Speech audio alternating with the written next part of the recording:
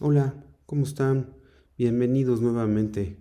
Espero que la estén pasando bien, que no este, esté tan mal el rato de este encierro que seguimos padeciendo algunos, o parcial cuando menos, pero seguimos. Y vamos a empezar con, con la introducción, digamos, del curso. Previo, necesito que hayan echadole un ojito a las lecturas, la primera de Simplicidad y la segunda de Foucault, porque se encuentran ahí algunos de los elementos que caracterizan a este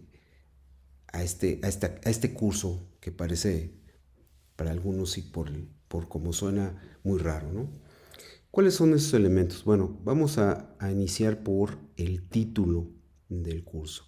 Creo que es muy importante detenerse a analizar los títulos de lo que leemos, los títulos de lo que vemos y los títulos que nosotros elegimos para un trabajo o una presentación.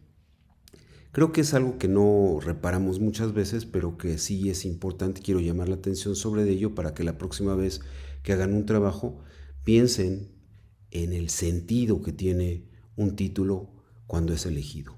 Entonces yo quiero en este caso llamar la atención sobre dos aspectos importantes del título. Primero, que posee, me gustaría que ustedes reflexionaran 3 segundos, 4 segundos, sobre cuáles serían los pilares, la parte toral del curso.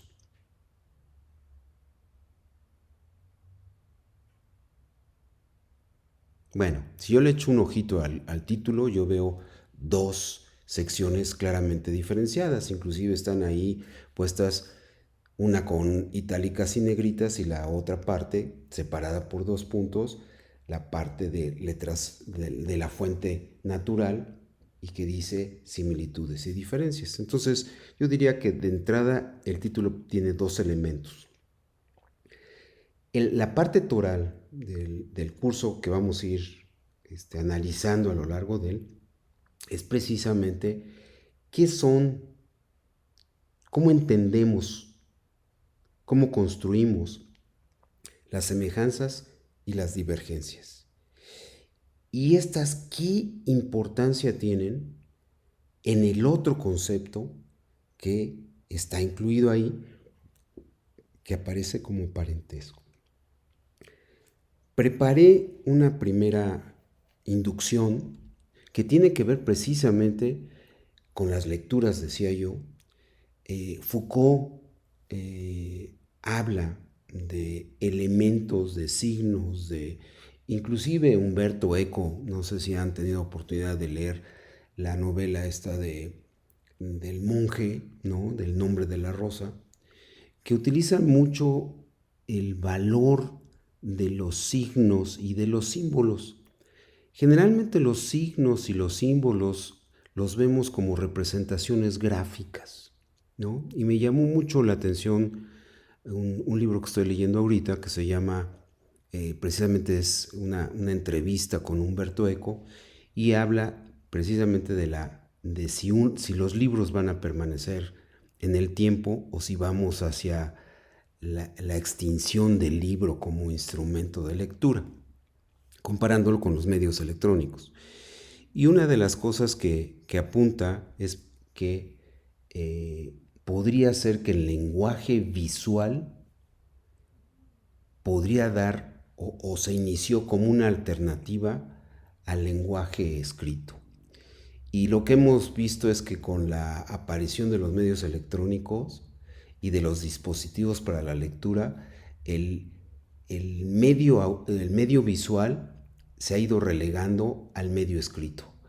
Para poder entrar a una computadora, a una tableta, a un teléfono, hay que saber leer y hay que leer lo que dice ahí.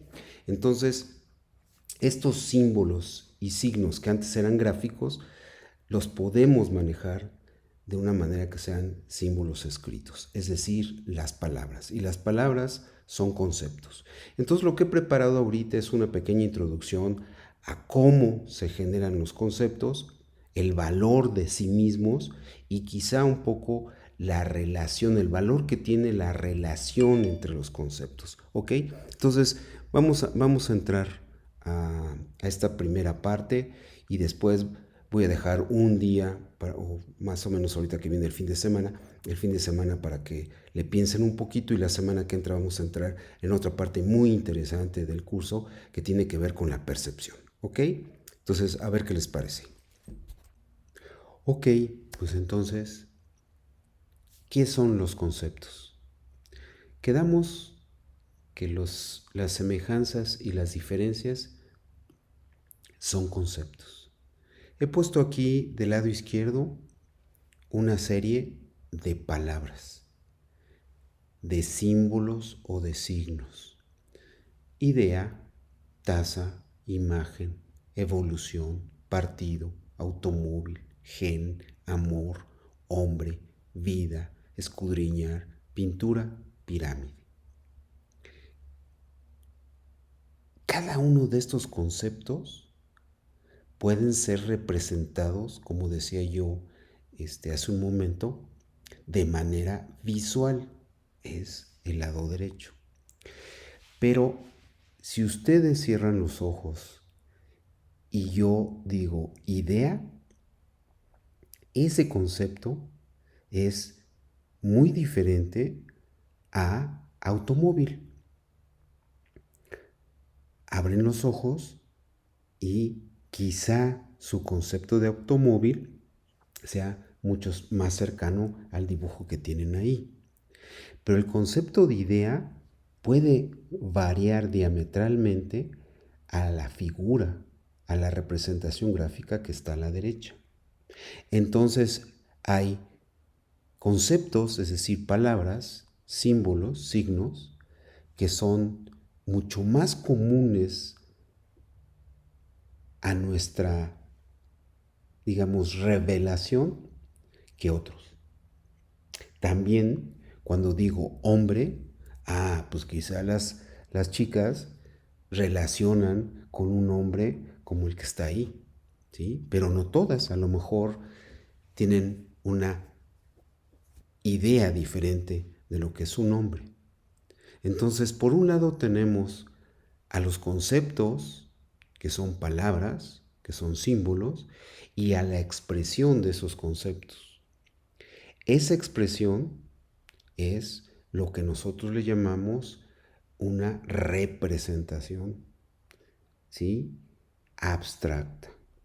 Claro, existe esa pirámide en concreto, ese hombre en concreto, esa taza en concreto, pero a lo mejor el carro, la idea y eso, ese corazoncito que es el símbolo de un concepto que se llama amor, a lo mejor no es tan preciso, ¿ok? Cada uno de estos conceptos es nuestro acercamiento a la realidad. Aquí en esta transparencia, que ya estaba en el sitio, pero no explicada, están algunos de los elementos importantes. Por ejemplo, en el diagrama de la izquierda hay dos áreas importantes, el área que dice concreto y el área de abstracto. El área de concreto se refiere más bien a lo real, a lo tangible, a lo que podemos evidenciar, tocar, ver, y cómo de él construimos a través de la observación y de la comparación una abstracción. Estas abstracciones se conocen como modelos, conceptos o paradigmas. Para llegar a esta abstracción hay diferentes métodos. Dependiendo del método, será el resultado del modelo. Por ejemplo, yo puedo observar algo en la naturaleza y utilizar como método el método matemático. Y entonces la abstracción de ello será un modelo matemático, ¿sí? La curva de distribución normal, por ejemplo, la curva exponencial, por en este caso que estamos viviendo, cómo se distribuye, cómo se dispersa, cómo aumenta el contagio debido a la epidemia. O podemos utilizar la música como método. Y entonces la naturaleza, imagínense por ejemplo, ahora en esta época que está lloviendo, cómo Vivaldi interpretó esa realidad en uno de los fragmentos de las 4 estaciones. Y entonces si ustedes escuchan, por ejemplo, el fragmento de verano, pues podrán escuchar el agua corriendo, el agua cayendo, el viento soplando, ¿no?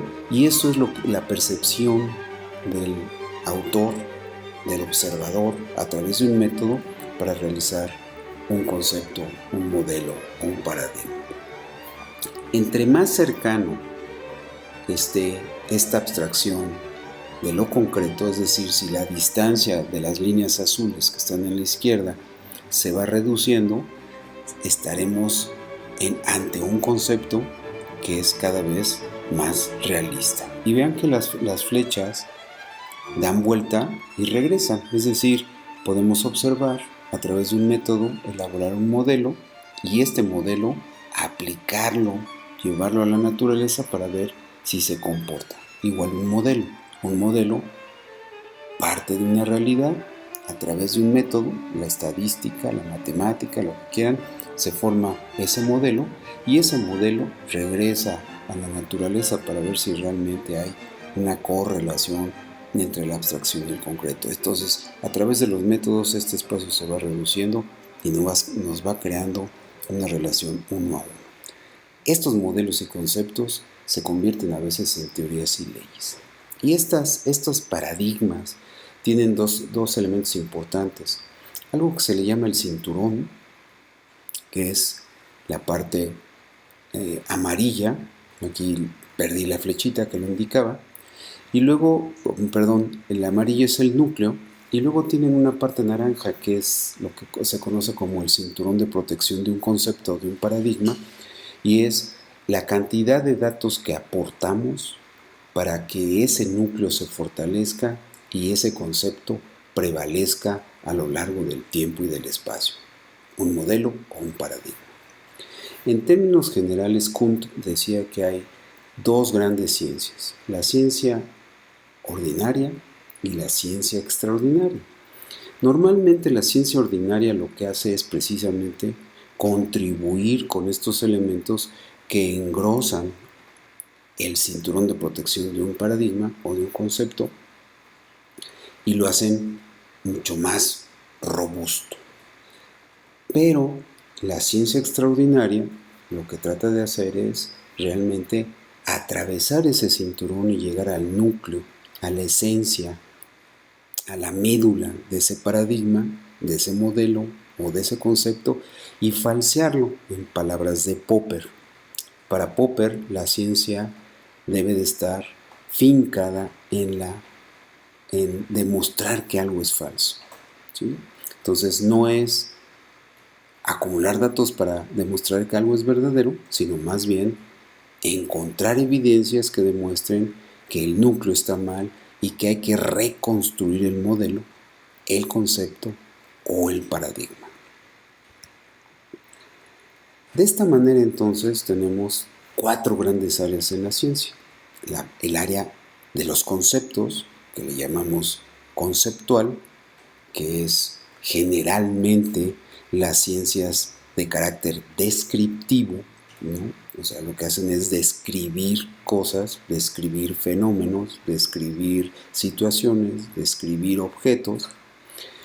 Y tenemos el área contextual, es decir, la relación de los conceptos con otros conceptos para dar un marco de referencia, un marco de desarrollo a ese juego de conceptos.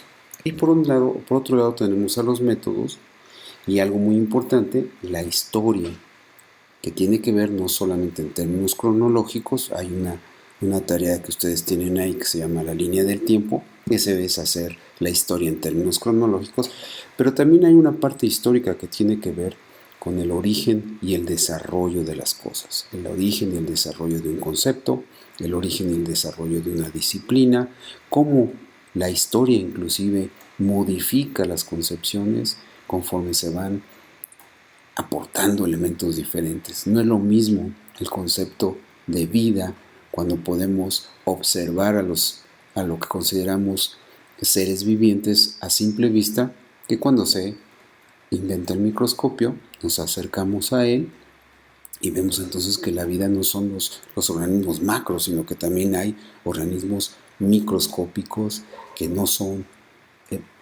no se perciben a simple vista, ¿no? Entonces, estas 4 grandes áreas de la ciencia, que son el concepto, los contextos, los métodos y la historia, pueden estar interrelacionados los 4 para enfrentar o abordar una disciplina. Yo puedo hacer genética en términos conceptuales, pero también puedo hacer genética en términos contextuales, pero también puedo analizar los métodos de la genética, pero también es algo importante cómo la genética se ha modificado a lo largo de la historia y cómo han sido modificados estos elementos que se encuentran alrededor de ella.